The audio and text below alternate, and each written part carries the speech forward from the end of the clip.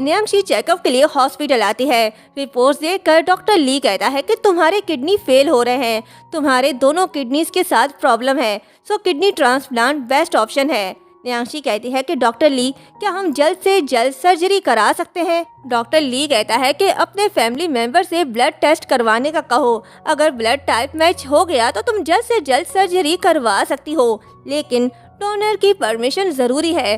न्यांशी कहती है ठीक है, मैं आपको जल्द ही बता दूंगी। न्यांशी को किडनी डोनेट करने वाली सिर्फ यांशु है और यांशु अब पहले वाली यांशु नहीं रही। देखना होगा न्यांशी यांशु की किडनी लेने के लिए कौन सी चाल चलेगी। यांशु ने फू चेन के साथ डील करके प्रोजेक्ट अपने नाम कर लिया। ये बात जब मिस्टर सू को पता चलती है तो वो न्यांशी पर गुस्सा होकर कहते हैं कि तुमने तो कहा था तुम सब हैंडल कर लोगी, फू चेन प्रोजेक्ट तुम्हें ही देगा, फिर ये यांशु के पास कैसे चला गया? न्यांशी कहती है कि डैड, मैंने खुद ये एक्सपेक्ट नहीं किया था। मिस्टर सू कहते हैं तुम तो जानती हो फू फैमिली के साथ हमारा कॉपरेशन हमारी वापसी का इकलौता मौका था जिससे हम अपनी हालत सुधार सकते थे। तभी मॉम आती है और कहती है कि ये सब यांशु की गलती है, जरूर उसने कोई चाल चली होगी। मिस्टर सू कहते हैं कि मुझे इसकी परवाह नहीं कि कौन किस तरह के ट्रिक्स यूज करता है, मैं बस अपनी फैमिली बिजनेस को प्रोटेक्ट करना चाहता हूँ। न्यांशी कहती है कि डैड, मेरे पास एक तीर से दो शिकार करने का एक तरीका है, जब यांशु ही नहीं रहेगी तो फू फैमिली का प्रोजेक्ट खुद ब खुद हमारे पास आ जाएगा। ये फैमिली तो यांशु को मारने पर उतर आ गई। देखते हैं न्यांशी यांशु की किडनी लेने पर कामयाब हो पाएगी या नहीं। यांशु घर आती है तो स्टेप मॉम कहती है कि यांशु, मैं और न्यांशी अभी बात कर रहे थे, नेक्स्ट वीक सू ग्रुप की एनिवर्सरी पार्टी है तो हम तुम्हें वहाँ सबसे इंट्रोड्यूस करवाने का सोच रहे हैं। न्यांशी कहती है कि इस तरह सबको पता चल जाएगा कि तुम सू फैमिली की सेकंड बेटी हो।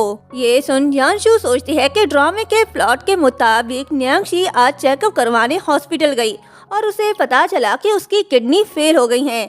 इसके अलावा फू ग्रुप का प्रोजेक्ट भी मैंने उनसे छीन लिया, फिर भी ये दोनों इतने खुश दिखाई दे रहे हैं।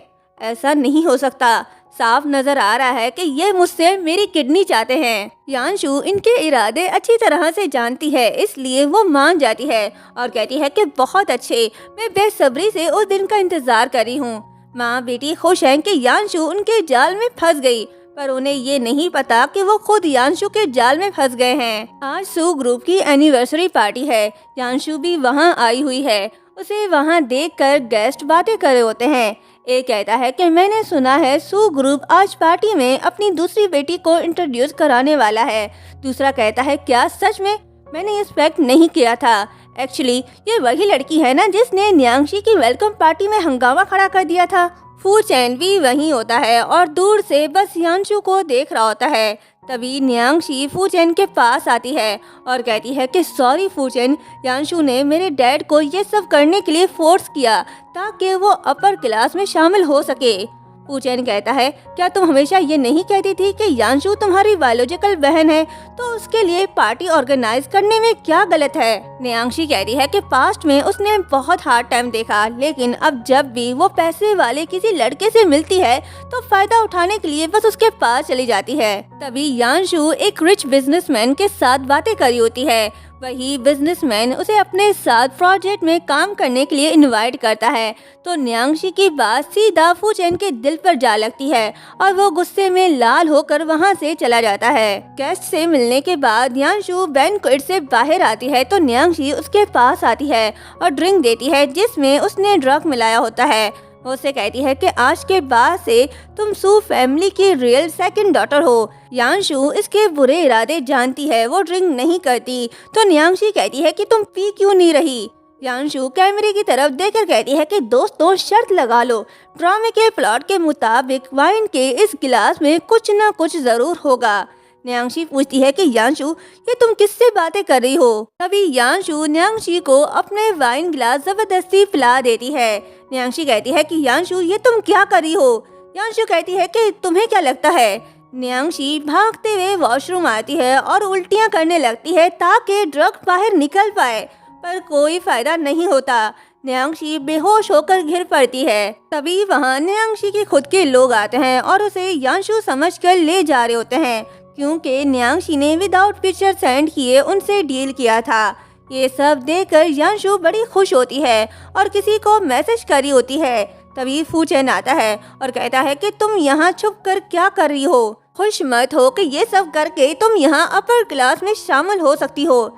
यांशु कहती है कि मैं तुम्हारी लवर न्यांक्षी की तरह नहीं हूँ। फू चैन कहता है कि न्यांक्षी तुम्हारी बहन है, तुम हर जगह उसे ही निशाना क्यों बनाती हो। यांशु कहती है कौन सी बहन? वो बहन जो अपनी बहन की किडनी पाने के लिए किसी भी हद तक जा सकती है। फू चैन कहता है कि ये तुम क्या कह रही हो, न्यांक्षी ऐसी इंसान नहीं है जैसा तुम कह रही हो। यांशु कहती है ठीक है फिर चलो मेरे साथ, मैं तुम्हें दिखाऊंगी कि वो किस तरह की इंसान है। ये बोलकर वो उसे वेयर हाउस ले आती है जहाँ न्यांक्षी ने यांशु की किडनी लेने के लिए फुल प्लान बनाया हुआ था, लेकिन अब वो खुद उसकी जगह पर लेटी हुई है। यांशु फू चैन को चुपचाप तमाशा देखने को कहती है। डॉक्टर सर्जरी के बारे में डिस्कस कर रहे होते हैं तो ये सुनकर फू चैन यांशु से कहता है कि तुम एक नागिन हो, क्या तुम सच में न्यांक्षी को नुकसान पहुंचाना चाहती हो? यांशु कहती है कि नागिन तुम हो और तुम्हारा दिमाग खराब है क्या? अगर मैं उसे नुकसान पहुंचाना चाहती तो तुम्हें यहाँ क्यों ले आती? न्यांक्षी के प्लान के अकॉर्डिंग वहाँ मुझे होना चाहिए था। फू चैन को यकीन नहीं आता, वो न्यांक्षी को बचाने जा रहा होता है तो यांशु उसे रोक कर कहती है कि चुपचाप खड़े होकर तमाशा देखो, कोई आएगा उसे बचाने। तभी मिस्टर सू आते हैं और डॉक्टर से कहते हैं कि क्या तुम अंधे हो, ये न्यांक्षी है, यांशु नहीं, चलो हटो मेरी बेटी से। फू चैन सब सुन लेता है। न्यांक्षी को होश आता है, वो कहती है कि मैं यहाँ क्यों हूँ, यांशु कहाँ है और डैड आप यहाँ क्या कर रहे हो? मिस्टर सू कहता है कि मुझे किसी अननोन का मैसेज आया जिसमें लिखा था कि मुझे यहाँ आकर तुम्हें बचाना है। फू चैन यांशु से कहता है कि तुमने ही उन्हें मैसेज सेंड किया था ना। यांशु इशारा करके उसे बाहर चलने का बोलती है। न्यांक्षी डैड से कहती है कि मुझे किसी भी हाल में उस यांशु की किडनी चाहिए। दूसरी तरफ फू चैन को खामोश देखकर यांशु कहती है क्या हुआ, सदमे से आवाज नहीं निकल रही? फू चैन कहता है कि मुझे इससे फर्क नहीं पड़ता कि न्यांक्षी किस तरह की इंसान है, चाहे वो कैसी भी हो, मैं फिर भी अपने दिल में तुम्हें कभी भी जगह नहीं दूंगा। यांशु कहती है क्या कहा तुमने? फू चैन कहता है कि तुम बहुत चालाक औरत हो, तुमने मेरी अटेंशन पाने के लिए हर तरह की कोशिश की, अब बस हार मान लो, तुम मेरे दिल में न्यांक्षी की जगह कभी नहीं ले पाओगी। यांशु कहती है क्या तुम पागल हो? फू चैन कहता है कि मेरे सामने बेनकाब होने के बाद तुम गुस्सा हो गई। यांशु कहती है कि मुझे लगता है तुम्हारा दिमाग ठीक नहीं है, जिसका असर मुझ पर भी पड़ सकता है, तो बेहतर होगा तुम मुझसे दूर ही रहो।